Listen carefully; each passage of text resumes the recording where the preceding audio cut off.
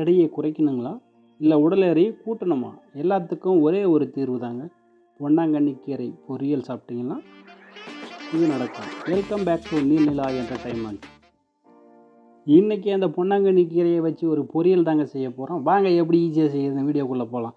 இந்த பொன்னாங்கண்ணி கீரையை சாப்பிட்டிங்கன்னா கண் பார்வை ரொம்ப நல்லா இருக்கும். நீங்கள் அடிக்கடி ஹாஸ்பிட்டலுக்கு போக வேண்டியதே இல்லைங்க. கடலைப்பருப்பு ஒரு கைப்பிடி அளவுக்கு எடுத்து ஊற வச்சுக்கோங்க. ஒரு 10 நிமிஷத்துக்கு முன்னாடியே பொன்னாங்கண்ணி கீரையை கட் பண்ணி எடுத்துக்கணும். தனியாக கழுவி அதில் கொஞ்சமாக எண்ணெய் விட்டு ஒரு 2 விசில் விட்டு எடுத்துக்குவோம்.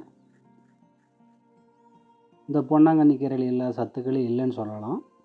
பொன்னிற மேனியை கொடுக்கக்கூடியது. அதனால தான் இதுக்கு பொன்னாங்கண்ணி என்று பேர் வந்தது. பாருங்கள், ஒரு 3/4 பதம் வெந்தால் போதும். இப்போ அந்த கீரையை அந்த பருப்போடு சேர்த்து கொஞ்சம் சுடு தண்ணியை ஊற்றி இன்னும் ஒரு விசில் விட்டு எடுத்துக்குவோம்.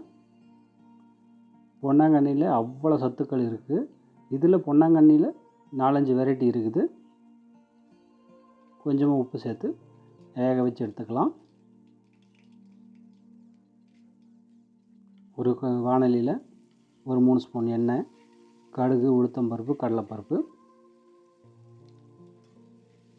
வெட்டி வச்ச பொடியான வெங்காயம் ஒரு மீடியம் சைஸில் 1 இல்லை 2 போட்டுக்கோங்க.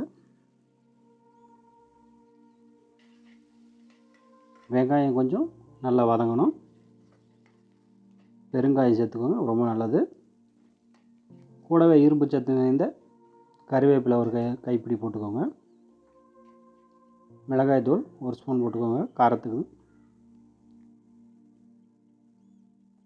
மஞ்சள் தூள் கொஞ்சம், கிருமி நாசினி. இப்போ அந்த கீரையோட தண்ணியை வடித்து எடுத்துருவோம். அந்த கீரையோட தண்ணியை நம்ம வேஸ்ட் பண்ண வேண்டியதில்லை. அதை ரசம் வச்சு சாப்பிட்டிங்கன்னா சளி, ஜலதோஷம் எது இருந்தாலும் போயிடுங்க.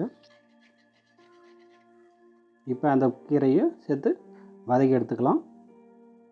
ஒரு 2 நிமிஷம் வதக்கினா போதும், ஏன்னா ஆல்ரெடி வெந்துட்டு தான். கூடவே ஒரு 2 ஸ்பூன் தேங்காய், துருவின தேங்காய் சேர்த்துக்கிட்டிங்கன்னா இன்னும் டேஸ்ட்டாக கொத்தமல்லி தூவி இறக்கிடலாங்க. அவ்வளோதாங்க. ஸோ ஏன்னா பொன்னாங்கண்ணி கீரை ரெடி. இந்த வீடியோ பிடிச்சிருந்தால் லைக் பண்ணுங்கள், ஷேர் பண்ணுங்கள், சப்ஸ்கிரைப் பண்ணுங்கள்.